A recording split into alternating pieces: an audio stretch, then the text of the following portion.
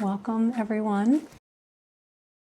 I wanted to talk tonight about the self-inquiry question that we ask in our meditation practice.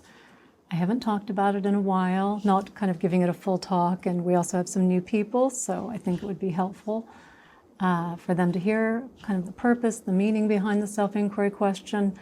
And for those of us that have been asking this question for a while, it's always a good reminder to remember the purpose and the deeper meaning and guidance that we're getting in this question.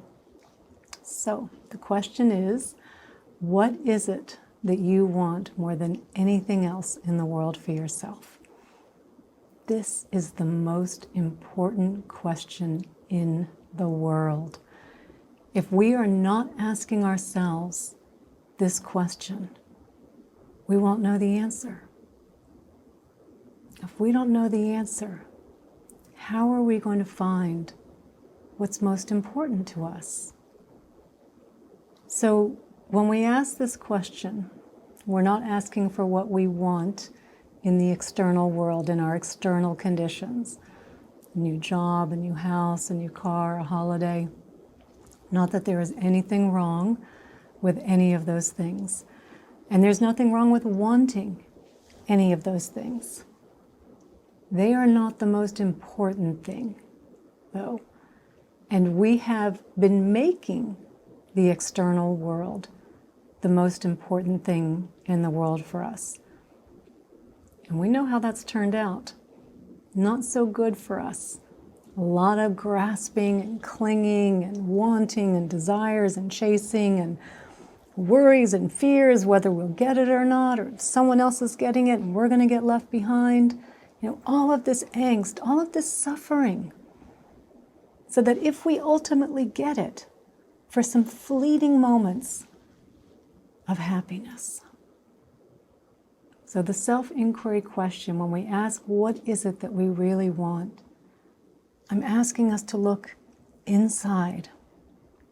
What is it you want to feel? What is it you want to know? What do you want your experience on this earth to be? And I'll often offer some words of guidance, words like inner peace, love, a sense of belonging, contentment, joy.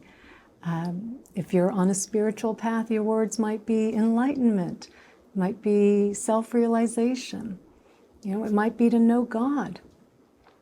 But I offer these words simply as pointers so that you don't get distracted and look in the wrong direction.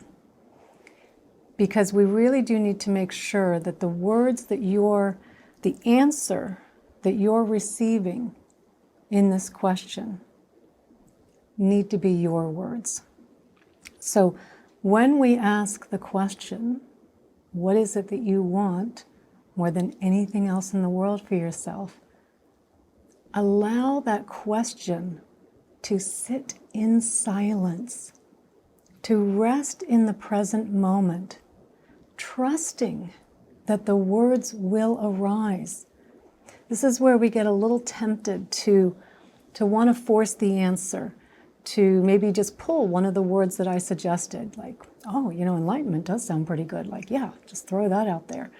But it's not your words, and it doesn't have the same power, doesn't have the same purpose if it's not coming from that deep well of inner wisdom that's within each and every one of us that we access in the stillness, in the present moment.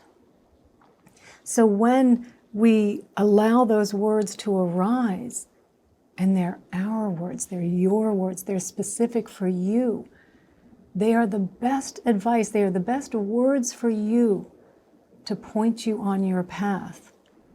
The words that I use, my answer is for my path. Your answer needs to be for your path. Because while I believe we are ultimately all landing or arriving in the same place, there are an infinite number of paths to get there. And we all have different experiences, and different words have different meaning for us. And we're at different stages of our path. And so when those words, when they're your words, arising from that deep well of inner wisdom, you know they're your words because they arise with a sense of serenity, of tranquility, of equanimity, of joy, of bliss even, because there's this, it's kind of like a surprise, like, yes, that's exactly it. I couldn't quite describe what it is. There's something in our heart that's matching up with it and going, yes, that's what it is. So you know when they're your words, you know the feeling that arises when they're your words. You know you're getting the right advice, the right pointer when they're your words. And every time we ask this question, we want to let the question rest in the stillness, in the presence. Just because we answered one way the day before, or maybe the same way the last 7 days before, doesn't mean that that's the answer we're going to get today. Because as our intention becomes clearer to us, the more we ask this question, and as our actions align with our intention, our path becomes clearer. And as we continue walking down our path, we get to a certain point where we need a new signpost, to take from Eckhart Tolle, signpost. Words that maybe wouldn't have made as much sense to us 3 months ago or 6 months ago, might have even frightened us. But now we got the words we needed then to get us that far. Now we need new signposts. We need new words, because our intention starts to become more refined. And again, we are accessing this guidance deep within us, deep within the presence and stillness that knows us better than anyone, better than we know ourselves.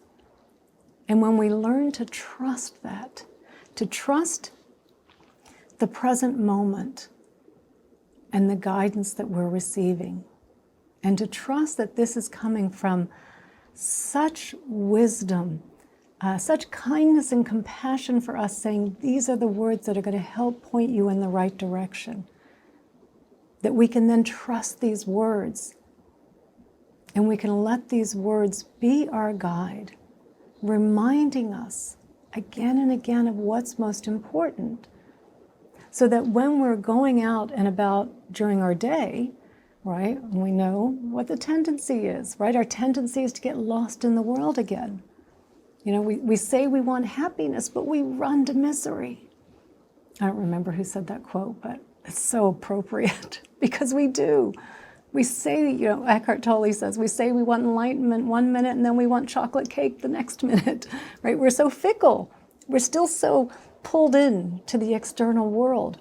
So we have to be really mindful of that tendency for us to want to get lost in the external world. So when we notice, we know how we get lost in the external world, we notice the ground gets a little shaky. All of a sudden we're getting this sense of something's wrong. Maybe we're lost in a problem that needs to be fixed. And yes, it needs to be fixed, but is it the most important thing in the world?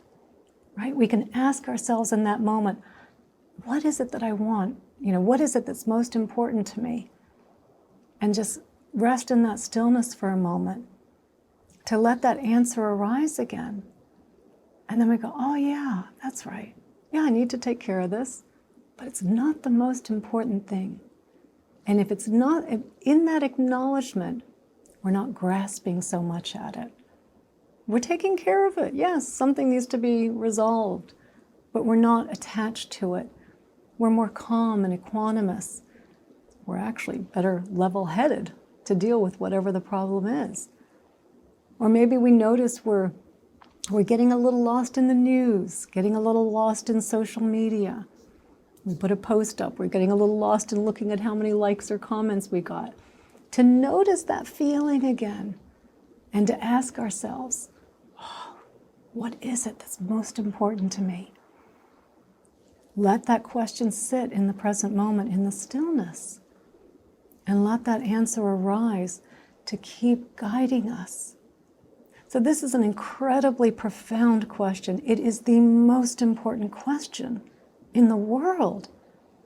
And while we ask it almost every meditation, we ask this question. The only time I don't bring in the self-inquiry question is really if we're doing some type of heart-centered meditation where I'm really bringing us right to that place. But 9 out of 10 meditations, we ask this question. And every time we ask this question, it's guiding us. It's showing us our path. It's helping us be clearer about our intention so that we can make sure our actions are aligned with our intentions as well, so that we are following our path, so that we are being true to ourselves of what it is that we most want in the world.